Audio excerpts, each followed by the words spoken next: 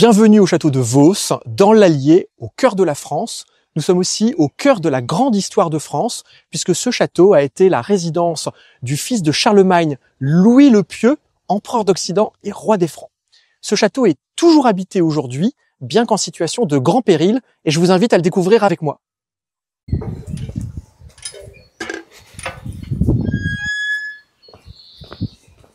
Ce qui est intéressant au château de Vos, c'est que c'est un château véritablement millénaire. Il y a plusieurs phases de construction, les grandes murailles et les grandes tours, globalement du XIIIe siècle, avec des archères qui sont des éléments de défense avant la poudre et les armes à feu, de très grandes terrasses pour avoir une vue sur la vallée qui date du XVIIIe siècle, et le grand corps de logis daté des années 1840-46, lors de la restauration du XIXe pour en faire une maison de villégiature, et nous allons aller visiter cette partie par ce très bel escalier du XIXe qui a un côté vraiment italien, ce grand escalier d'apparat qui mène directement à la grande terrasse du château. Alors ici c'est intéressant, on voit le grand donjon du XIIIe siècle, et là on commence à voir les dégradations. Il y a une partie qui s'est effondrée, alors ça avait commencé à s'effondrer déjà il y a environ 15 ans, ça n'est pas allé en s'améliorant, et là il y a eu un effondrement encore récent cet hiver. Là nous sommes au pied de la deuxième tour, qui est la tour de l'horloge. Elle est semée d'un campanile avec une horloge pour permettre aux gens du village d'avoir l'heure. Et là nous arrivons devant l'entrée de la grande terrasse, cette grande grille. Alors c'est intéressant parce qu'il y a les armoiries des Cadier de Vos, qui est la famille qui possédera la propriété de 1700 jusqu'en 1971, sous une couronne de barons. C'était les barons de Cadier de Vos. Et c'est eux qui entreprendront les travaux entre 1841 et 1846. On voit d'ailleurs la plaque qui remémore la construction du château. Et on peut effectivement voir la date, 1844. Mais les travaux apparemment seront achevés en 46, avec un blason et un symbole maçonnique. Alors là, ce qui frappe, c'est vraiment la vue. Et on peut faire remarquer qu'en fait, c'est une vue initialement défensive de la forteresse médiévale, qui deviendra au XVIIIe siècle une vue de plaisance avec cette grande terrasse. On est au soleil et on a vraiment le plaisir du paysage. Et là, aujourd'hui, ce qu'on voit, ce sont les bribes d'un grand parc paysager à l'anglaise, qui est l'œuvre d'un grand paysagiste, le comte de Chouleau, qui a fait beaucoup de parcs romantiques dans l'Allier et le centre de la France dans les années 1830-1850. Alors, la façade, il y a une grande orangerie. On est plein sud, donc c'est là où on stockait les orangers. Mais il y a également ce grand perron qui permet d'accéder aux enfilades de salons et à la galerie. Donc là, on est vraiment dans des salons du XIXe siècle, avec des planchers chevrons, des cheminées en marbre.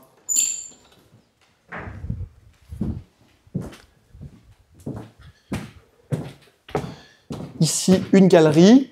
Et sur l'extérieur, les grandes salles médiévales ont été remplacées par toute une succession de salons qui ont été habillés de boiseries. Et donc là, nous sommes dans une tour d'escalier qui est du XVe siècle, mais dont l'escalier est, lui, du XIXe. On voit que la restauration du XIXe est une restauration en profondeur. Il y a beaucoup d'éléments médiévaux qui ont été retirés pour mettre des éléments plus confortables. Et donc, nous accédons à la galerie du premier étage, une deuxième grande galerie. Ici, il y a un petit oratoire, une petite chapelle intérieure. Et là, nous accédons par une très belle entrée avec des vitraux armoriés, toujours aux armes des Cadier de Vos, qui sera la famille qui restera la propriété au XIXe, dans les grands appartements, qui ont été les appartements du duc de Morny, le demi-frère de Napoléon III, qui était le meilleur ami du propriétaire. Et en fait, le duc de Morny est quelqu'un qui sera très attaché à l'Allier. Il fera son service militaire à Clermont-Ferrand. Il investira dans des sucreries. Et en fait, il se construira un château à Nades, pas très loin d'ici. Un château qui a disparu aujourd'hui. Mais pendant les travaux de son château, il sera hébergé chez son ami dans ces très beaux appartements que nous allons découvrir. Alors, ce qui est intéressant, c'est que ce sont vraiment des appartements confortables. Et le duc de Morny habitera ici environ 5 ans pendant les travaux de son château. Ce qui est intéressant, c'est que c'est vraiment l'époque du retour de l'aristocratie sur ces terres, pendant la Restauration, pendant la monarchie de Juillet. le retour des Bourbons sur le trône après la chute de Napoléon, Louis XVIII, Charles X, Louis-Philippe, et en l'occurrence ici le duc de Morny, qui connaîtra beaucoup de succès en affaires pendant le règne de Napoléon III, son demi-frère.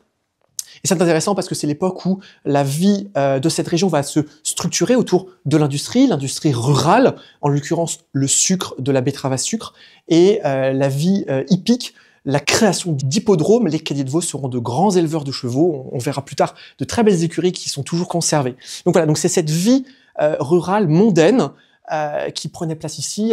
C'est pas parce qu'on est en pleine campagne qu'il n'y a pas le confort. C'est un lieu qui est vraiment confortable, qui a été confortable et qui l'est toujours puisqu'il est toujours habité aujourd'hui. Voilà, toute une succession d'appartements. Aujourd'hui, ça a changé d'affectation, mais c'était l'idée chambre, antichambre, garde-robe, ce que c'est resté aujourd'hui en fait. En fait, ce qui est intéressant ici, c'est que c'est un château qui a été restauré par une restauration de très grande ampleur de 1841 à 1846. Cette aile a été complètement reconstruite et c'est intéressant parce qu'on va aller voir un élément extraordinaire qui est une galerie de vitraux qui rappelle l'histoire du château.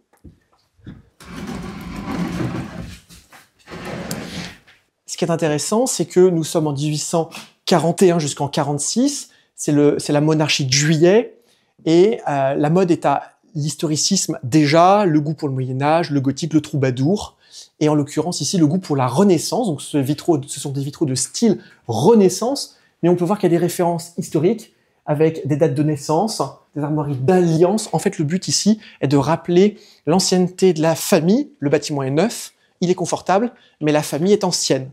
Et là, la galerie entière en fait est consacrée à ça, à toutes ces alliances multiples qu'on rappelle à l'occasion de ces grands travaux de modernisation. C'est la modernité, mais c'est aussi l'histoire. C'est vraiment le 19e, tout ça dans un style où on reprend un style du passé.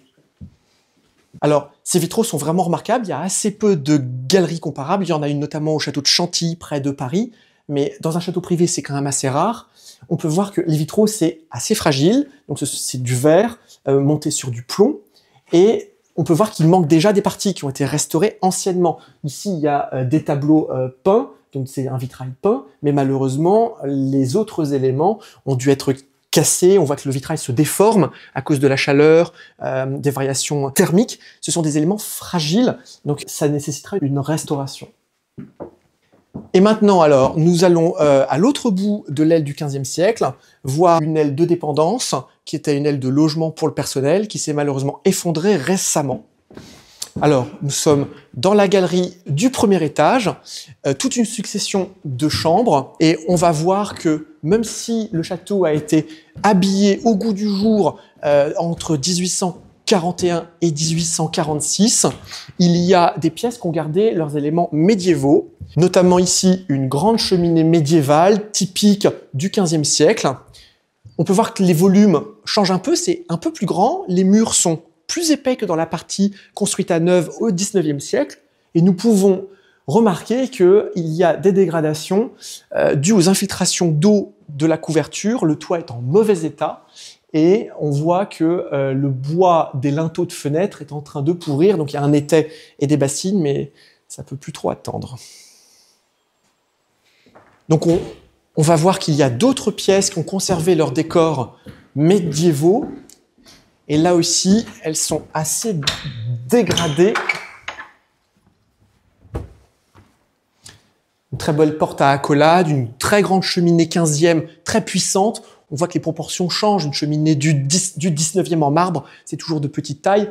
Ici, une cheminée médiévale en pierre, ça a une autre ampleur. Et toujours donc ces dégradations dues à des infiltrations d'eau dans les toits. Ce qui est intéressant, c'est qu'on peut remarquer, c'est toujours à l'endroit des fenêtres, puisqu'en fait, les fuites viennent souvent à l'endroit des noues de lucarnes, qui sont des fenêtres de toit qui créent des complexités dans le toit, et c'est souvent le raccordement en zinc qui est pourri, et les infiltrations ont souvent lieu là. Et ici, c'est le cas, et c'était le cas dans la pièce à côté aussi. Nous sommes de retour dans la galerie du premier étage, et nous allons accéder à l'aile de commun.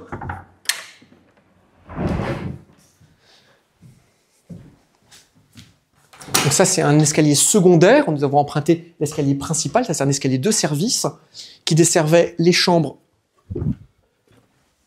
de bonne, qui malheureusement sont très dégradé. Et là, le toit a commencé à passer à travers.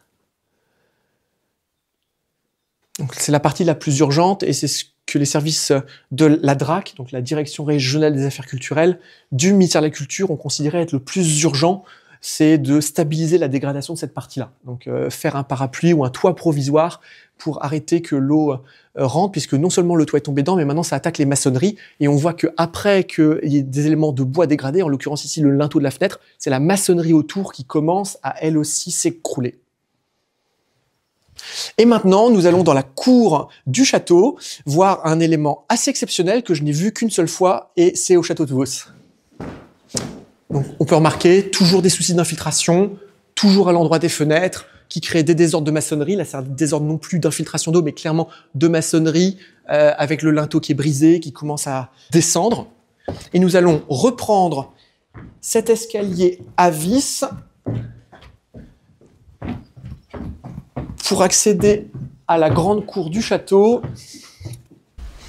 Et nous arrivons donc maintenant dans la cour du château. Cette tour d'escalier, toujours armoriée aux armoiries des Cadiers de Vos, donc avec la rencontre de cerfs, la tête de cerf sous une couronne de baron.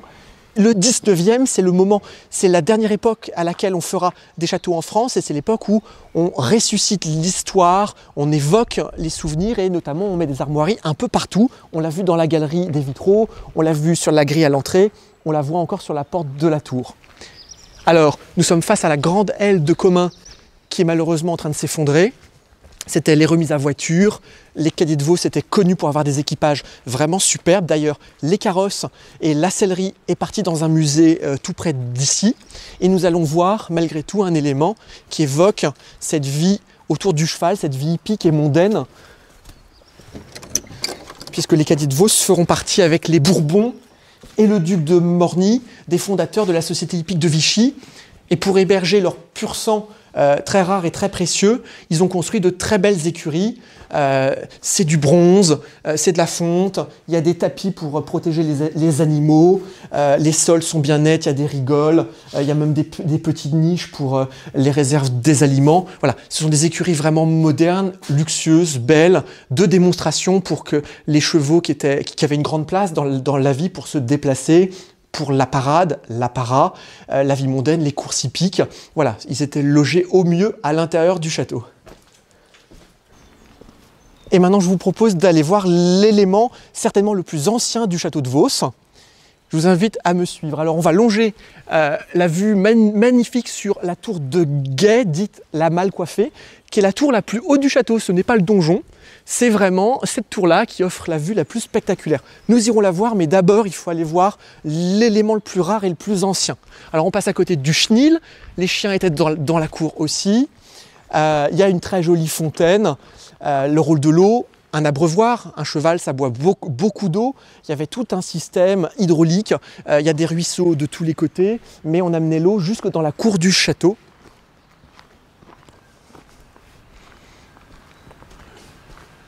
La vue sur la galerie Renaissance depuis l'extérieur. La tour 15e, qui est la tour bizarrement la plus récente. C'est la tour la plus récente des 5 tours du château, mais elle donne accès à l'élément le plus ancien. C'est assez amusant.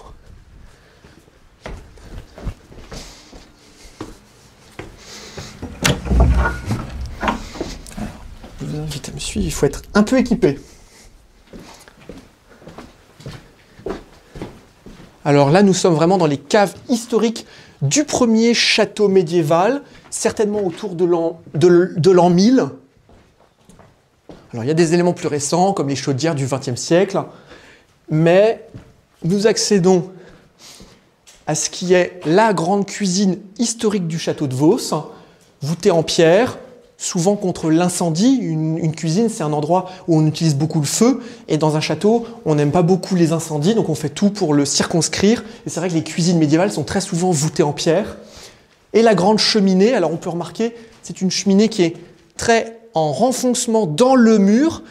C'est une cheminée, pour moi, très ancienne, puisque c'est l'époque où on ne maîtrise pas encore la répartition des charges, donc on ne va pas chercher à faire un linteau comme les cheminées 15e que nous avons vues à l'étage.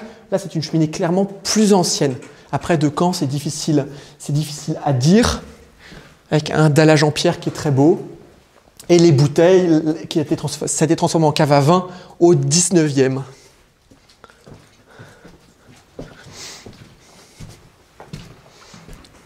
Très grande cave voûtée. Alors c'est intéressant parce que je me suis toujours demandé si ces traces de branchage étaient des restaurations en ciment. Et puis en fait non, à force d'en voir dans les caves médiévales, c'est vraiment de la chaux qui est coulée dans un coffrage en bois et on peut même voir les nervures des planches de bois qui ont servi à faire le coffrage. Donc c'est une cave médiévale faite avec de la chaux et qui est coffrée, donc les méthodes n'ont pas tant que ça évolué par rapport aux techniques modernes. Alors là, il y a toute une série de poutres. Je me suis toujours demandé si c'était des supports pour des barriques de vin ou alors si c'était des gradins pour une estrade, pour un spectacle, une scène. Je ne sais pas trop, j'ai deux versions, mais je ne sais pas. C'est assez mystérieux. Et alors ici, nous arrivons devant l'élément, de mon point de vue, le plus ancien, celui qui a peut-être demandé le plus de travail et d'effort. C'est la citerne du château de Vos, qui est sculptée d'un bloc dans la roche.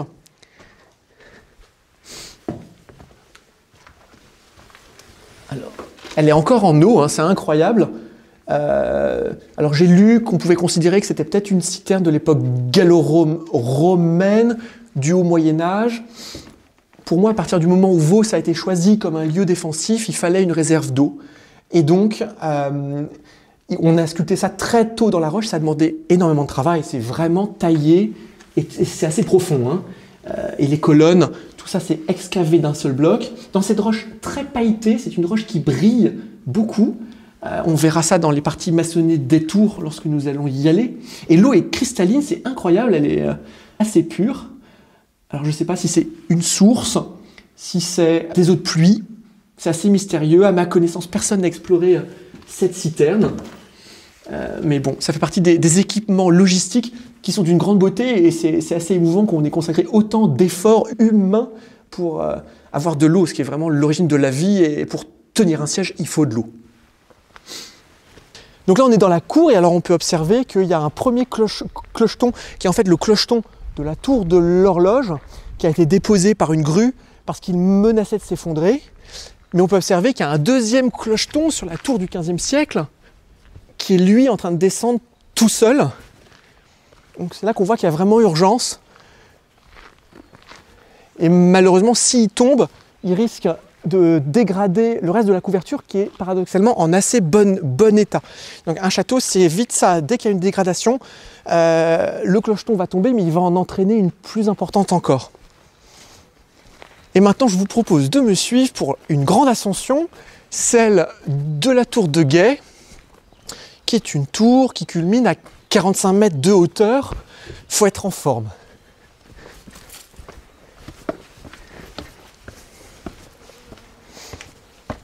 Donc là, nous sommes dans une aile, au rez-de-chaussée des écuries, et là, l'accès à la tour dite la tour de Guet ou la tour mal coiffée.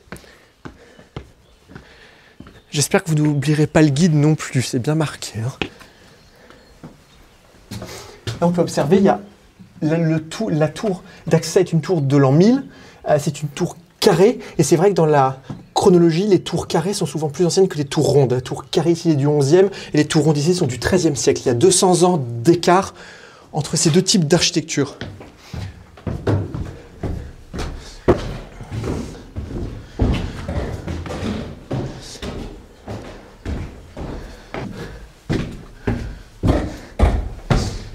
Donc une première pièce avec une cheminée, plusieurs accès, et ici le petit escalier à vis en pierre qui permet d'aller au sommet. Et c'est parti pour 5 minutes d'ascension. Alors, nous sommes dans un escalier à vis en pierre du XIIIe siècle. Et ce qui est intéressant, c'est que si on regarde à l'extérieur, on a une vue sur le donjon, lui aussi du XIIIe, mais là, l'escalier à vis est effondré. Donc ça permet de bien comprendre la structure, comment l'escalier à vis est greffé sur la grosse tour. Et nous sommes actuellement dans un escalier comparable. Et après ces 5 minutes d'ascension, nous arrivons au sommet de la tour de Guet, avec une vue qui embrasse le paysage, une vue défensive et une vue plongeante sur le château. Le but là est clairement de surveiller le paysage, de surveiller les accès. Et au 19e, ça ne suffira pas, donc la tour sera recrénelée pour la médiévaliser encore un peu plus et faire une toute petite tourelle supplémentaire parce que c'était pas assez haut et avec un grand mât pour pouvoir pavoiser. Voilà, j'espère que la visite du château de Vos vous a plu. C'est vraiment un château millénaire au cœur de la France, au cœur de la grande histoire de France. Vous l'avez vu, il est aussi en situation de grand péril, avec des dégradations multiples qui ne font qu'empirer. Nous sommes actuellement à la recherche d'un passionné qui se consacrera avec énergie et passion à la renaissance de cet endroit. L'adresse mail est dans la description de la vidéo pour nous contacter. Si vous vous sentez les épaules, l'énergie, la volonté, n'hésitez pas.